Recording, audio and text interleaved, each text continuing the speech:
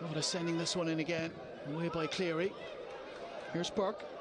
That other match in mid-May in Tala. Drogheda went to Tala and took the points. Draper and Rooney with a couple of sensational goals, helping Drogheda to a 2-1 win. There's a shot from Graham Burke, and that's spilled by Wogan. He's got his teammate Conor Keeley on hand to get it away. You just feel when Graham Burke has that opened out, he's gonna hit it, and he swung and did hit it. I don't know whether it's the sun that gets in his eyes, but he was worried enough about it to palm it away. He dealt with it, but it's maybe something that Stephen has talked about as well, about testing this young goalkeeper as well. There's a breeze, but it's not really offering much respite. It's quite a warm breeze as well. Yeah, it's a serious change in weather, and we were over that side there doing a bit of stuff, and it was sun was beating down. Here's Dara Markey. He's got Dale Rooney in the centre. Markey into the penalty area, and he's gone down. Graham Burke is the player, and well, Drogheda United are appealing, and the referee is not convinced. Markey is imploring the referee for a penalty kick. We'll have another look at it. I tell you, it gives the referee a decision to make, because it's great footwork in the box. No, he leans into him for me.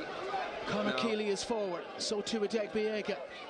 Right-footed delivery to the back post. Who's challenging for it? It's Adegbiega, and perhaps the young centre-back should have done better. He doesn't anticipate it's going to come to him, does he? There's no real conviction in his header. He kind of it's a little bit of a glance.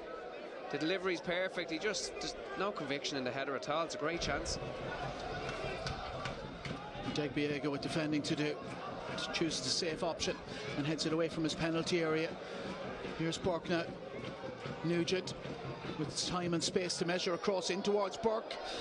Burke still with it, blocked by Heaney. It'll fall for Watts, who strikes the crossbar with his effort.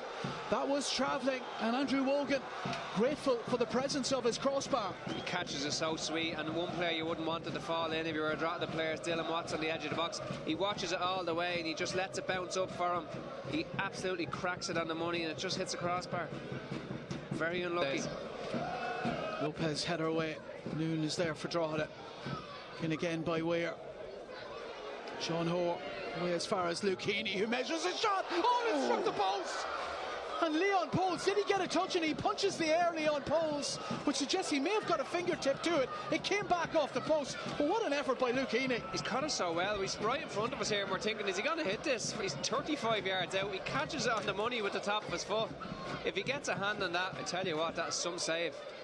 Well, we might easily have been looking at the goal of the season, in a season when there have been plenty of great goals. But that was a wonderful hit by Luke Heaney. But the posts, or Leon Poles, or maybe a combination of both, were equal to it. For me, I think it's a post, because it flies back out off the post. If the keeper gets something on it, it's not flying out off the post like that. But let's see.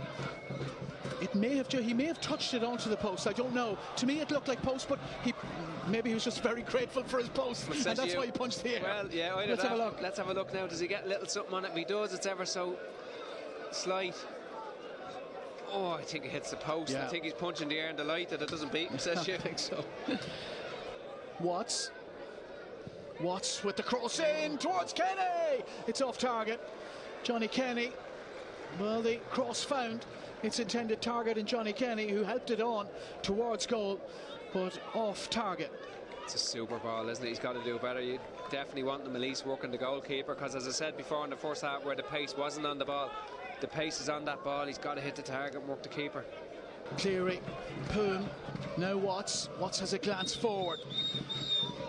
Decides to use Cavan, left hand side. Kavanagh's cross in, headed away by Aaron McNally. Markey trying to make things awkward for Poom, who finds Gaffney. Still Gaffney. Gaffney lifts it in, and that's flicked towards goal, and it's come off a Drogheda United player, and Andrew Wogan was scrambling. And that's all we can see, isn't it? We're looking for the goalkeeper's reaction to see, is that going to go into the back of the net, or is it worrying him? It did worry him, because he makes a full leg stretch, but it's better than Rovers now. Just going to probably try and pin them in now. 15 minutes ago. Another set piece, another corner from Dylan Watts. Drogheda have it with Deegan. Still Deegan. Wonderful composure. Not just a destroyer, Gary Deegan. Keeps the possession for Drogheda. And now Keeley brings it out and up to the halfway line. Rovers have turned it over. Keeley is out of position. Here's Aaron Green now. Kavanagh left hand side. Adegbiega reads it again. Time and again he's read it perfectly and finds the perfect outball to Ryan Brennan as well, and Brennan is beaten Hoare. He's got Markey to his left hand side. They're on their own, the two of them though, and they're about 15 yards outside the penalty area. Dara Markey's slalom through Rovers players, and he's found a player on the left hand side, McNally, looking for Brennan in the middle. But Rovers have gotten in the way and get it away. It's all or nothing for Shamrock Rovers. Time is up. In it goes into the 6-yard box. Conor Keeley rises and gets it away. Back in again by Finn. Two Drogheda players in each other's way, but Ryan Brennan, perhaps fittingly, wins the final header of the game. And that seals the draw for Drogheda United. Shamrock Rovers have come to Weavers Park again and left without all 3 points. It's finished. Drogheda United nil, Shamrock Rovers nil. Concentration levels to the 95th minute. Isn't that what it's all about? That's why this place can be precious to them, and why they're so hard to break down. We seen Dara Markey last week in the same, defending on his edge of his box, you know, just sweat and blood when there's nothing left in the tank, and that's what they do here, and that's why they deserve something out of this tonight.